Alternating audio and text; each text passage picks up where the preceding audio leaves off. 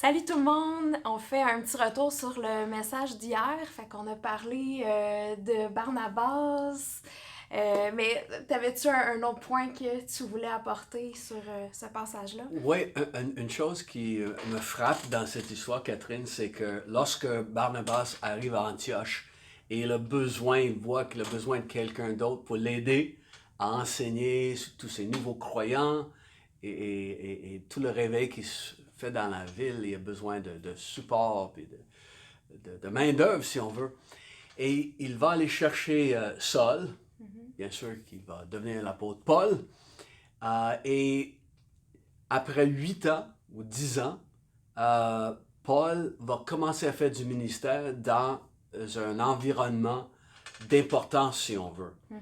Là où l'Antioche qui devient le berceau du christianisme, là, Paul est en pleine action, il est un des acteurs principaux, et là, l'appel de Dieu sur sa vie s'enclenche. Et je, je souligne juste le fait que Barnabas, il croyait en Paul. Et on se souvient, c'est Barnabas, quand tous les autres apôtres et disciples à Jérusalem avaient peur de Paul, c'est Barnabas qui a ouvert la porte pour lui, afin qu'il puisse rencontrer les apôtres, avoir un échange avec eux, être approuvé par eux si on veut. Et là, 8 à 10 ans plus tard, alors que Paul a été envoyé dans sa ville natale de Tarse, c'est encore Barnabas qui ouvre la porte pour Paul pour qu'il fasse du ministère. Et donc, c'est important de voir combien on travaille ensemble, n'est-ce pas? Et Dieu qui place des appels, mais c'est important aussi qu'on puisse reconnaître des appels. Et plusieurs gens n'avaient pas vu ça en Paul, Mhm. mais Dieu l'avait vu. Et Barnabas, un homme de bien, un homme plein d'Esprit Saint et un homme de foi, mais lui, il voyait en Paul cet homme important qui était allé chercher. Mhm. Non, c'est vrai qu'il y a eu vraiment un rôle important, puis comment il était là pour l'encourager, puis le prendre sous son aile un peu, là, c'est vraiment, c'est beau de voir ça. Puis il y a une chose que tu as dit dans ton message par rapport à Barnabas, puis même ça m'a fait faire un lien aussi avec Paul que j'avais jamais vu avant, que Barnabas venait de Chypre, puis que Paul venait de Tarse, en Syrie, c'est ça? Mm-hmm. Puis on voit après que c'est les deux qui ont été appelés vers les non-juifs. Mm-hmm. Puis je me disais, c'est quand même spécial que Dieu il a appelé ces deux-là. Tu sais, il a pas envoyé les Juifs nécessairement vers les non-Juifs, mais il a envoyé ceux qui avaient déjà un arrière-plan, puis qui étaient déjà peut-être plus... Confortable. Ouais, c'est ça, exactement. Puis ça me faisait juste me rappeler comment qu'il n'y a rien...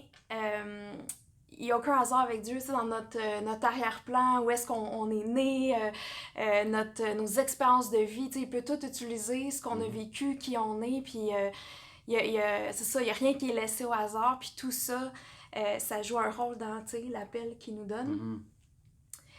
Puis une autre chose aussi qui m'a marqué, c'est quand tu parlais de Paul, qui a été pendant 8 ou 10 ans soit en tout cas on sait pas trop qu'est-ce qu'il faisait là pendant ces années-là, puis tu sais souvent on pense à Paul comme quelqu'un de tellement productif parce que tu sais il a implanté plein d'églises, puis il partageait l'évangile partout, il a écrit une grosse partie du Nouveau Testament, mais on dirait que c'était comme encourageant de réaliser que lui aussi a eu des années peut-être plus tranquilles où Dieu a juste investi en lui, puis où est-ce qu'il a sûrement maturé dans sa foi, puis grandi, puis Mm-hmm. tout ça, puis que c'était des années sûrement formatrices pour Paul, puis Ouais.